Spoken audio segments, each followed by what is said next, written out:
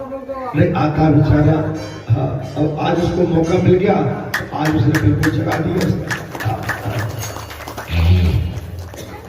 देखिए सभी भगवान के भक्त हैं, ईश्वर की लीलाएं अनंत है और अनंत लीलाओं का अनुसरण भी अथाय है। जितनी भी इसकी गुणगाथा गाई जाए, इसको वाणी के माध्यम से या वेदों के माध्यम से या अपनी भावभक्ति के माध्यम से, ये भरपूर आनंद देती है। अभी हमारे भैया ने तीनों भजन बहुत ही सुंदर, सटीक और आपकी वाणी की भी हम बहुत माने आपको क्या बताएं, जिन वाणी के माध्यम से आपने जो वर्णमाला प्रोई आनंद आ गया। गुरुवार के बिहार कथा चल रही है माखन चोरी की। सारी गोपिकाओं को चित्र भगवान ने चुरा के रखा है। सारी गोपिकाएं चीनी की जगह नमक और नमक की जगह चीनी और लकड़ी की जगह बेलन और बेलन की जगह लकड़ी डालते हैं। जब भगवान के भगत भक्ति में भाव विभोर हो जाते हैं, भैया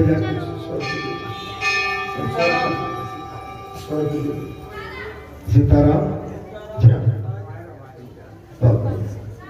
अरे तुम्हारी उंगलियों बड़ा जादू है।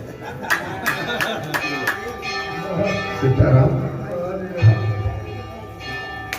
तुम्हारी प्रसाद है, मीठा कर लेना। राम जी की दया जब बसती है,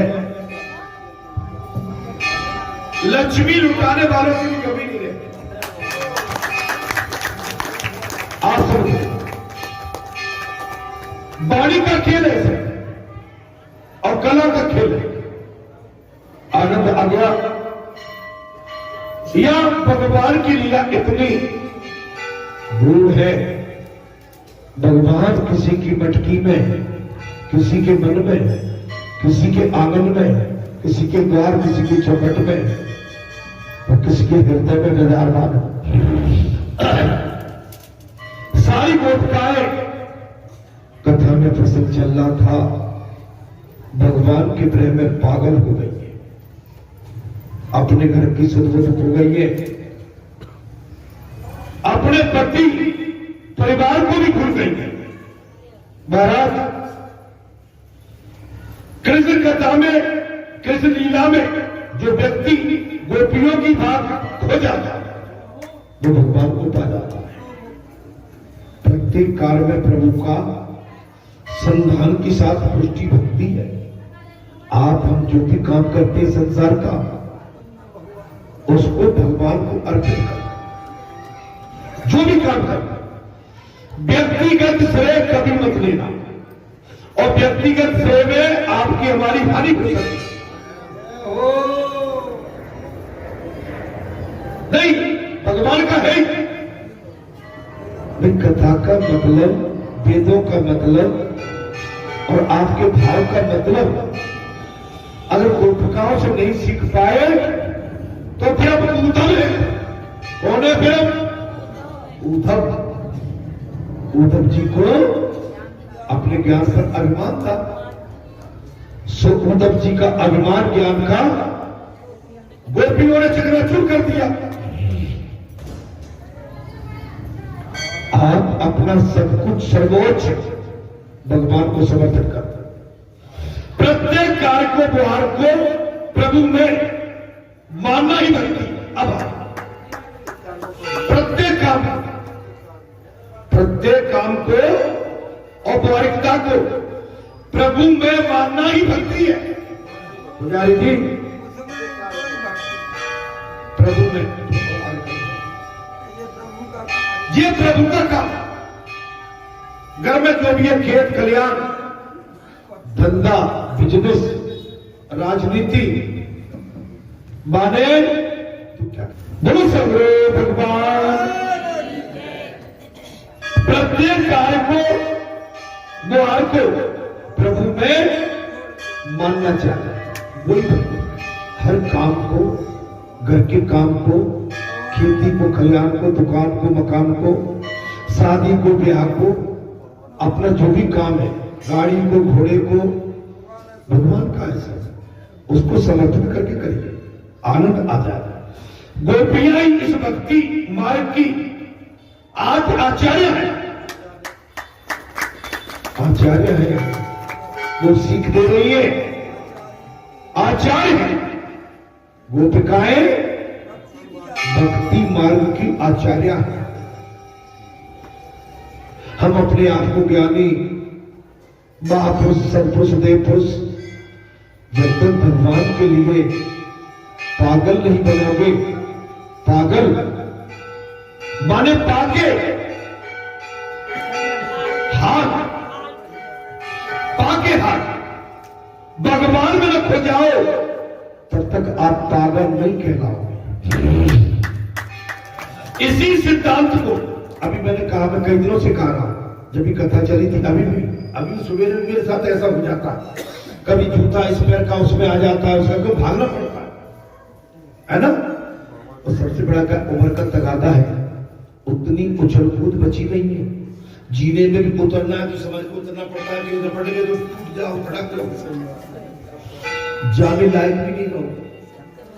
कपड़े पहन रहे हैं, पहले एक टांग के बार उठा के हर कपड़े पहन लेते थे, अब तो बैठ के पहनना पड़ता है, कहीं रपट नहीं जाए, मारे रपटा तो चपटा हो जाओगे।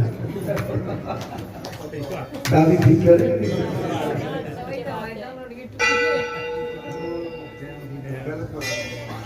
अब वो समय नहीं है, अब तुम सुधर के और संभल के चलना, सुधर के और संभल के। इसी सिद्धांत को आचार्य महाप्रभु ने आगे बढ़ाया। सभी काम काज से निवृत्त होने के बाद भक्ति करना तो मर्यादा भक्ति है। मर्यादा भक्ति है। सभी काम काज से निवृत्त होने के बाद भक्ति। सवेरे उठे, कोई चौकों में, कोई चूल्हे में, कोई लकड़ी में, कोई ईंधन में, कोई गाय में, कोई भैंस में, कोई ट्रैक्टर में, कोई ट्रॉली में।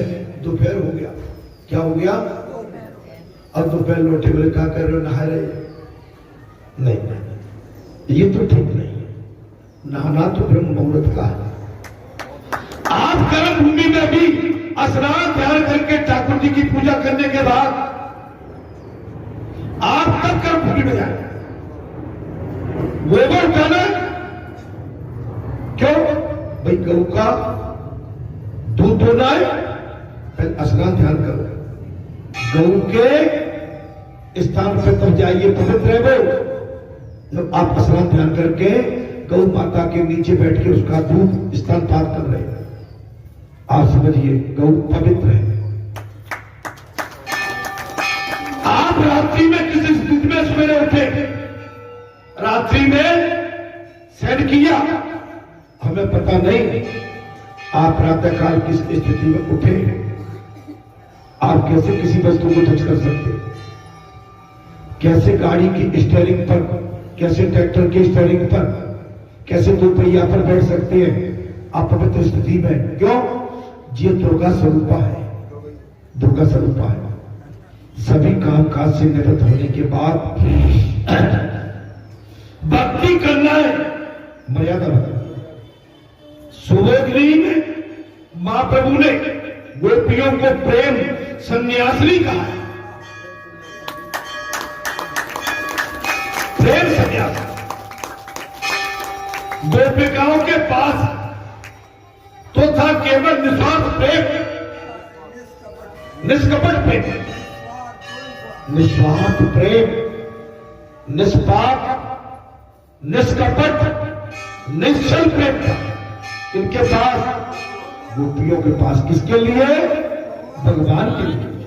उनका तो प्रेमी सन्यास था। मीरा ने यही कहा था, वो मैंने रंग लिया आज चुनरिया श्यामा तेरे रंग। ये प्रेम है, ये सन्यास है। वस्त्र सन्यास की अपेक्षा प्रेम सन्यास उत्तम है।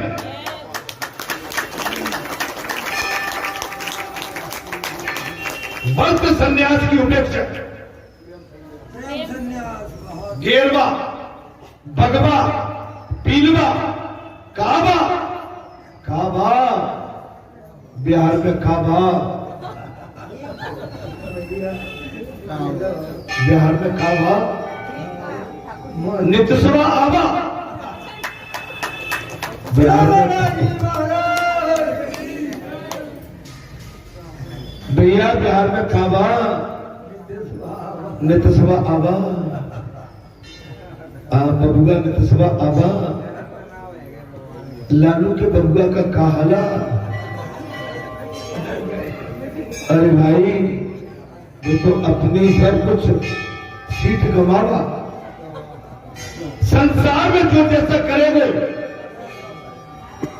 कल आपने देखा उनकी बहना तेजस्वी की बहना कैसे रो रही, टूट फूट के गाली गलौज किया, अपशब्दों से संबोधन अपनी छोटी बड़ी बहन को किया, घर से निकाल दिया। जहां तक बहना ने किसी बात का विरोध किया, मुझे कहने में भी अच्छा नहीं लग रहा, पैर की चप्पल उतार के तान दिया। ये ऐसा राज करेंगे पुजारी जी? अरे आपने देखा नहीं, न्यूज नहीं देखते हो आप? तुम्हारा बाबा न्यूज भी देखता है और वेद भी देखता है। और राज्य में कहा चलवा बुद्ध बाबा, आप जागते रहिए। Any how time, any how जागते रहिए। अगर सो गए तो खो गए। महाराज बद्ध संन्यास, क्षमा करना, बद्ध संन्यास की अपेक्षा प्रेम संन्यास होता। ये वस्त्र पहन लेना, माला डाल लेना, ये पगड़ी लाल पीली, इससे नहीं, प्रेम संन्यास। आप इनसे कितना प्रेम करते? कौन सा? भक्ति का प्रेम, संसारी प्रेम नहीं, निस्वार्थ, निष्कपट, निष्पाप एवं निश्चल।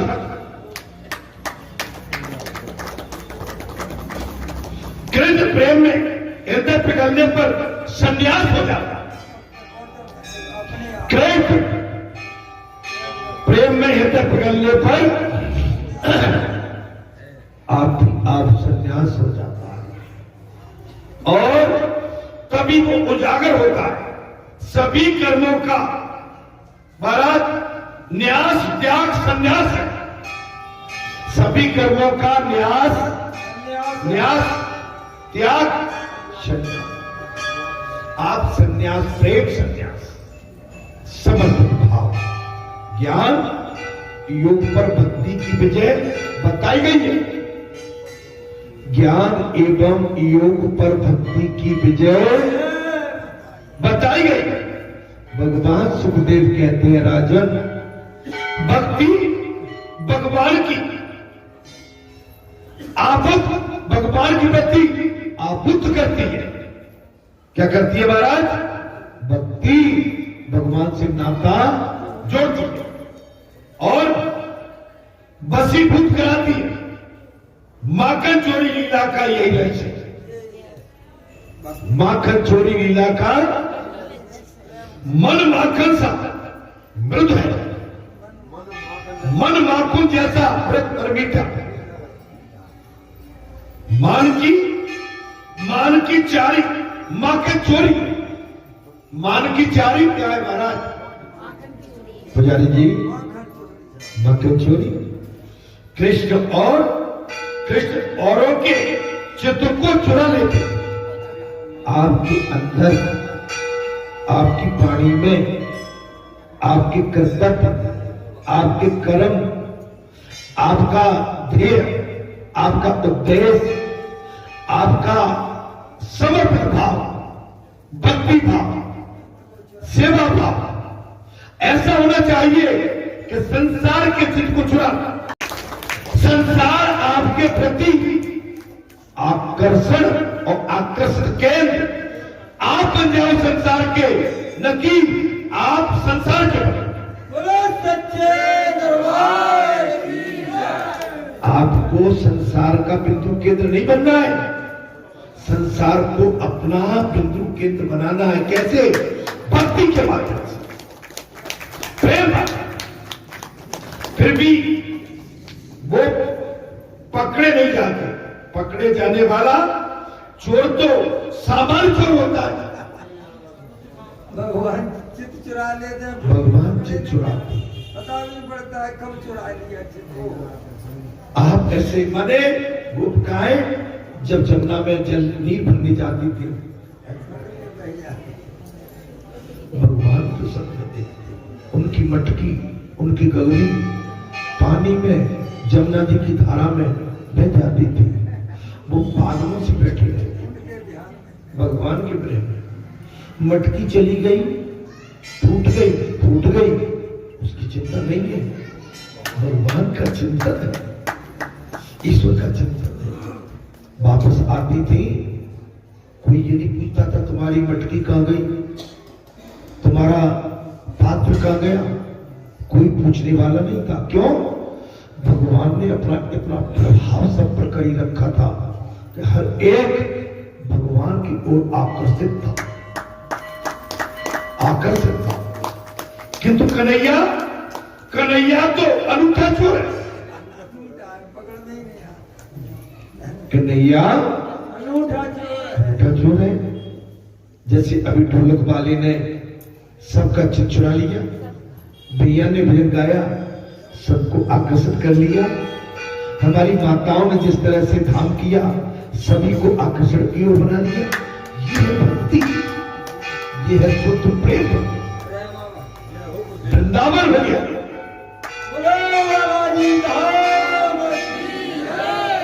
मोरनी के पीछे मोर नाचा और मोर के पीछे मोरनी नाची। आगे तीतुर, पीछे तीतुर, तीतुर के दो आगे तीतुर और तीतुर के दो पीछे तीतुर। बोलो कितने तीतुर? आगे तीतुर, पीछे तीतुर, तीतुर के दो आगे तीतुर, तीतुर के दो पीछे तीतुर। बोलो कितने तीतुर? बोलो सत्यापति राम। ये समझने का और ज्ञान का और भक्ति का जो कहते हैं महाराज आंगन है, अगर इसमें हम नहीं सीख पाए तो फिर हम कहीं नहीं सीख पाए। उन्हें तो गोपियों के मन का निरोध करना था, किसी भी अन्य विषय में जाने से महाराज बचाना। आप समझो, समझे कहते हैं। अभी 4-5 दिन हो गए, आप भी बैठे थे, एक सज्जन गांव में, नाम नहीं लूंगा, मुझे मालूम है उनके गांव का नाम, बोले महाराज बाबा ने हमारे गांव को बचा लिया।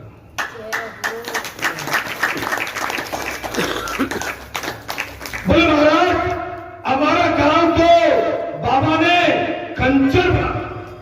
सच्चे दरबार। आप तो बैठे थे, अगर हम झूठ बोल रहे हैं तो आप बताइए।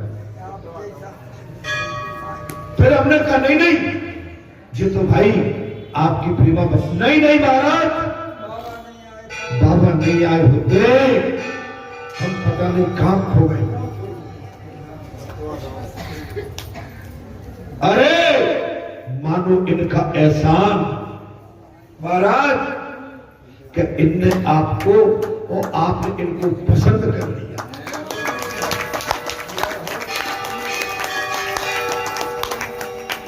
नहीं तो भटके भटके पता नहीं कहां फिरते। मानो बालाजी का एहसान कि तुम्हारी कंचन काया बदल दी। प्रभु हे पुजारी, गोपियां इस समय आनंद ले रही है।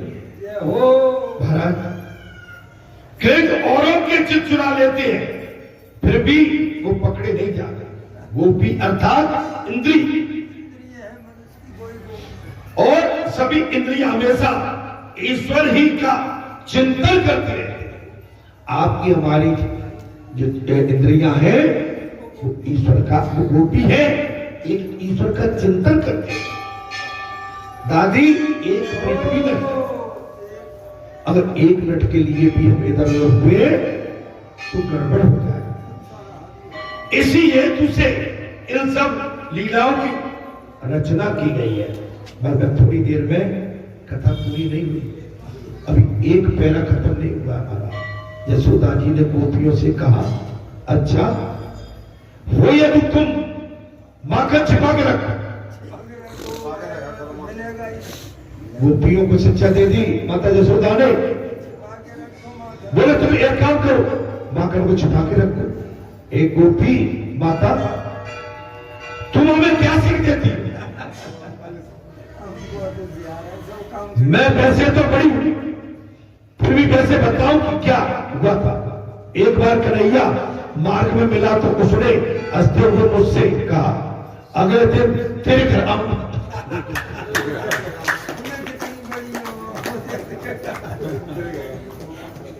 बोली भैया तेरे बेटा से मैं कितनी बूढ़ी हूं, बड़ी हूं। और तेरा लाला रोक के हमको कहने लगा, बोले गोपी अगले दिन मैं तेरे घर आऊंगा। मैंने सारा माखन अपने मायके पहुंचा दिया। कन्हैया ने दूसरे दिन आकर देखा तो माखन का नाम निशान नहीं था। मायके पहुंचा दिया, ये आग बबूला हो गया। पल्ले में सोए हुए मेरे लाला को चुटकी भरते हुए कहने लगा कि तेरी माता बड़ी कंजूस है। मेरे बेटा से कहने लगा, तेरी माता बड़ी कंजूस है, घर में कुछ रखती नहीं है। माता घर में से यदि कुछ मिलता नहीं है तो कृष्ण गुस्से से लाल पीला हो जाता है। भैया से कहे, भैया घर में अगर न रखे तो वो गुस्सा हो। अगर हम घर में माखन न रख कर तेरा लाला आग बबूला हो जाता है। हमारे सोए हुए बच्चों को चुटकी देकर रुलाता है, नोच देते। अब बताइए हम क्या करें? भगवान का आगमन होने पर यदि तुम सोए हुए पाए जाओगे तो वे तुम्हें रुला दे। ब्रह्म मुहूर्त में, मैं बार बार कह रहा हूं, धन्यवाद। जो ब्रह्म मुहूर्त में नहीं उठते, आलसियों की तरह बिस्तर में पड़े रहते हैं, उनको जीवन भर रोना पड़ता है। कैसे? या तो कोई रोग लग जाएगा या सुख शांति चली जाएगी, दरिद्रता आ जाएगी, परेशानी आ जाएगी। कब? जब ब्रह्म मुहूर्त में नहीं उठोगे तब। ब्रह्म स्नान ध्यान टाइम से सटीक। भाई आपकी जब तक दिनचर्या सेट नहीं है, आपका जीवन भी बिखरा रहेगा। आपकी दिनचर्या सटीक है, आपका जीवन सटीक रहेगा। आप मुस्कुराते रहेंगे, हंसते रहेंगे। दादी आज मंगलवार है, दादियों आज तो जल्दी उठना है क्योंकि आज मंगलवार है, घंटा बजा। क्यों? रोज उठने में क्या तकलीफ है? रोज मंगल नहीं आता क्या? रोज उत्सव नहीं होता क्या? रोज सुबेरा नहीं होता क्या? रात्रि रोज भोजन नहीं करते, पानी सोते नहीं है, तो मंगल की चिंता क्यों हो जाती है? भाई रोज तो ये भी है ना भाई। नवरात्र में माता चल रही है, मेरे दसना को व्रत है, मरी जा। क्यों? माता क्या चली गई है? आज सोमवार है तो भैया बोले कि तुम चले गए करके जी चलना तू कटौती कर। हर रोज उत्सव है, हर रोज सुबेरा और शाम होती है, भूख प्यास लगती है। हर दिन हमारा ब्रह्म मुहूर्त में स्नान ध्यान भगवान की पूजा अर्चना, कपट से नहीं, बनावटी नहीं, मन सटीक होना। दादियां कई घरों में तो नहाते नहीं, हम नहाए रोटी बन गई, सास खवाए तो सास कह रही है बहू नहाए तो ले, तो मैं नहाए देगी मछिया मेरे काम ना।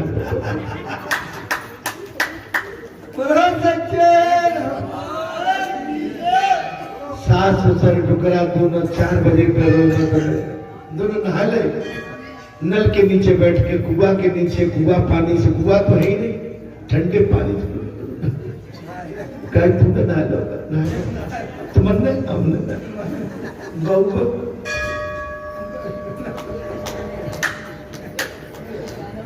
देख देख बहू प्यारी हो तो चाय बर्बाद हो।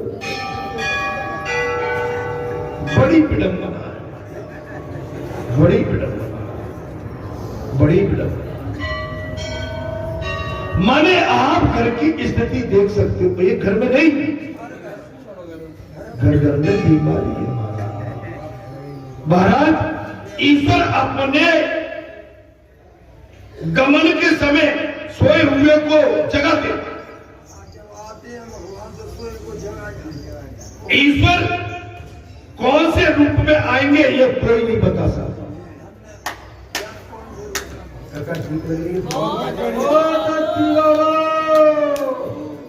वे तो बालक वृद्ध ब्राह्मण चमार किसी भी रूप में आ सकते हैं।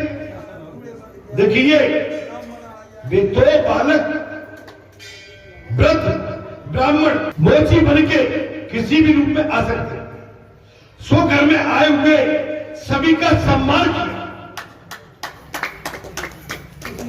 वेदांत के अनुसार ईश्वर अरूप है और वैष्णव अनुसार अनंत रूप है।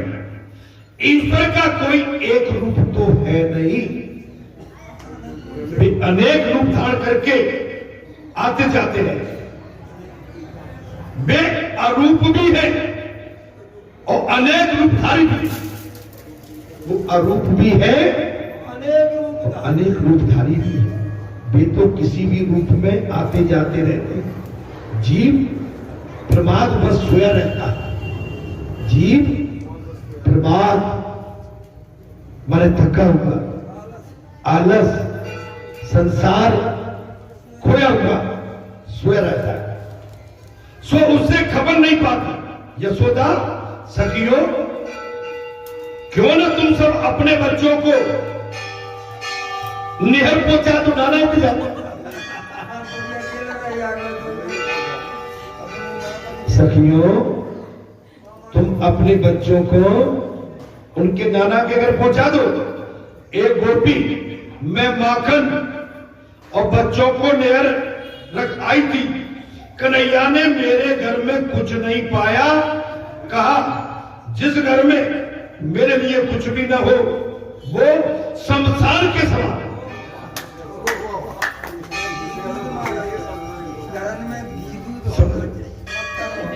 माखन मिश्री पता नहीं किस लिए आप भगवान को रोज भोग लगाते हो, मिश्री का, माखन का, ठीक है।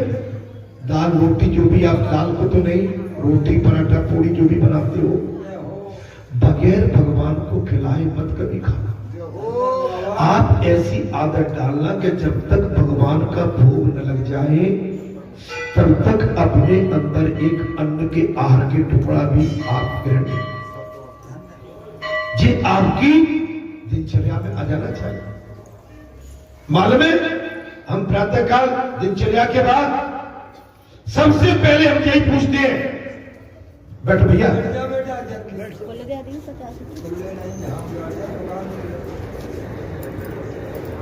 दिनचर्या के बाद यही पूछते हैं सवेरे की भगवान का भोग लगा कि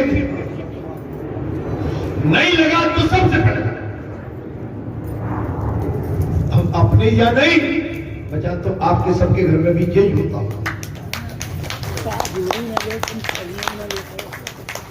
और जिस घर में भगवान को भोग नहीं लगाया जाता उस घर में भगवान रुष्ट रहते।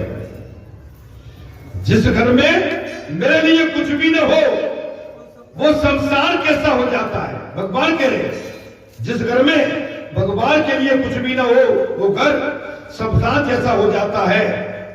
और मौज मजे में संपत्ति का अपव्यय करने वाले राक्षस होते हैं। संपत्ति है मौज मस्ती में वो मनुष्य नहीं राक्षस है। जब कन्हैया को घर में कुछ नहीं मिला तो उसने मित्रों से कहा ये घर शमशान जैसा है, सो चूना खबरे आंगन सब बिगाड़।